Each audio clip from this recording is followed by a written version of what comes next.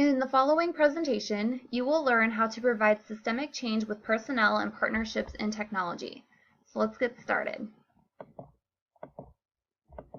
Systemic simply means change that occurs throughout an entire district or organization, including change throughout the administrative or governmental level, change with every school or library branch in a system, or change with every aspect of a system. Providing systemic change in technology is important for many reasons. Systemic change allows educational organizations to develop a better system or provide more advanced technology learning tools than what are currently in place. This continuous assessment and focus helps ensure that the organization continues to adapt in an innovative and technology-driven society. This allows organizational leaders to communicate with and learn from similar organizations, whether locally or globally, to ensure the most effective system and current technologies are implemented and to stay competitive. The major focus is on the educational needs to succeed in a technological society. The goal of any major change is to create a positive and lasting effect throughout an organization that benefits both the educator and student. When public library or district-wide professional change occurs, it is important that all teachers and students are receiving the same solid education and training to ensure consistency, and to help them understand the benefits of systemic change in technology and provide them with ideas to use it effectively. Standard 4 of the ISTE Standards for Administrators addresses systemic improvement. To ensure the professional, personnel, and educational partnerships in technology, the administrator must focus on continuously improving the organization by researching and sharing valuable resources and instilling a technology-driven learning environment. The administration must model ways that technology learning tools may be integrated into the classroom, and teachers should be encouraged to share their ideas and experiences that students have enjoyed and really benefited from.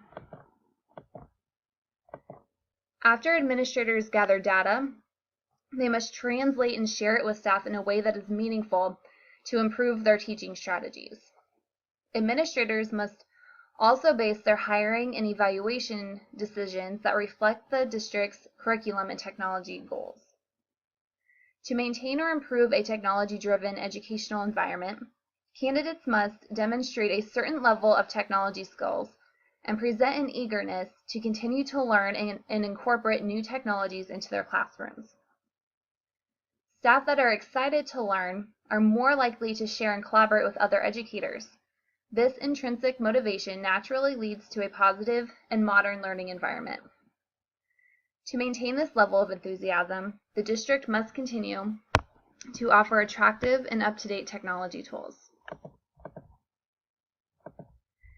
It is just as important to form strategic partnerships within the district and its community.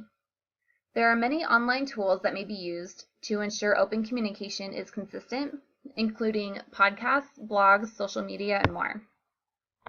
All stakeholders must be involved so that the most effective practices are in place. Feedback from those using the technology is the best way to learn of flaws or ways to make improvements.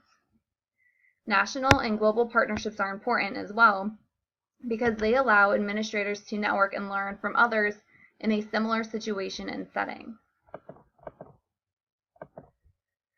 For technology integration to be successful, there must be a policy in place to assist in the processes of researching, purchasing, maintaining, and upgrading technology systems and devices.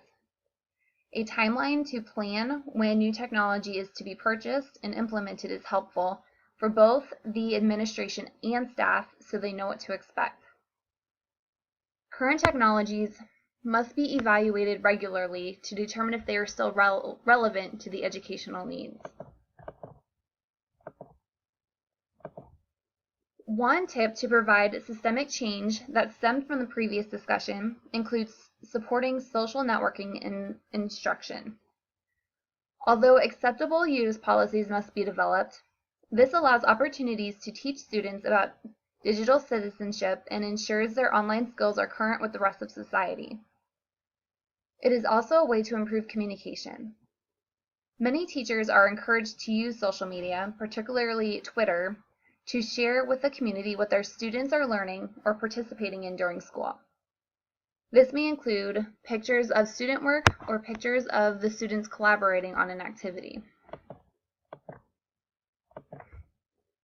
Another tip is to use digital age tools to assist in the hiring and evaluation processes. This helps attract tech-savvy teachers who may be valuable maintaining or improving the motivation of using technologies regularly in the classroom.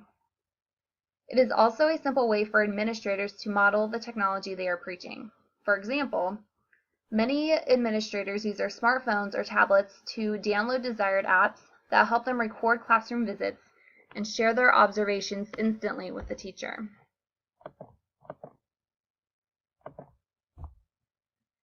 To assist with a positive systemic change, the U.S. Department of State has developed a toolkit to provide leaders each step in the decision-making process, practical tools, and countless examples. Step 1 assists in determining district readiness by establishing a district leadership team to collaborate in making important decisions, such as reviewing existing district plans, listing areas of strength and need, and deciding if and how a district can move toward full implementation. Step 2 assists in assessing current professional learning by describing professional learning strategies or goals.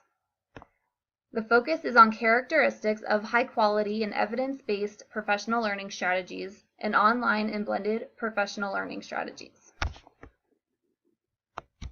Step 3 assists in the refining of professional learning by providing descriptions of online and connected professional learning strategies, such as encouraging online and connected learning in the classroom daily, and with ongoing face-to-face and formal professional learning and networking. Step 4 assists in the implementation of professional learning by helping district leaders identify the online learning options that are the best fit for that particular district. And Step 5 assists in measuring refined professional learning by helping leaders evaluate the effectiveness of the implementation. Here you see an image of one of the assessment tools from the toolkit. This assessment tool is in Step 4, Implement Professional Learning. It shows the criteria for educators to follow to evaluate if a particular webinar will provide a productive learning opportunity. There is a status section that allows teachers to rate each criteria by selecting a status of green, yellow, or red.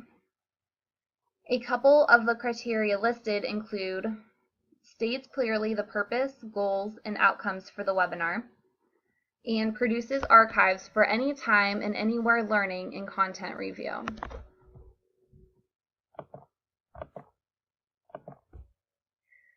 There are a few recommendations I would like to share if you, as an administrator, are planning on systemic change in your district. Communicate with stakeholders throughout the entire process. Providing them with consistent information allows them to process the change and buy into the idea. It also gives them ample time to ask questions and voice their opinions before the launch occurs.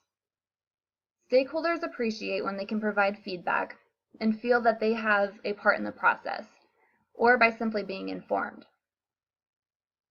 The change must occur at an appropriate time that does not affect learning, such as during the summer before the next school year. This will allow time to integrate the new change should issues arise, and a training schedule can be developed and shared with all staff to ensure they are confident in their abilities before the school year begins. It is equally important that the staff has continuous support even after the launch. Immediate technology help should be available if system errors occur, and data and case studies should be shared regularly to provide inspiration and new ideas.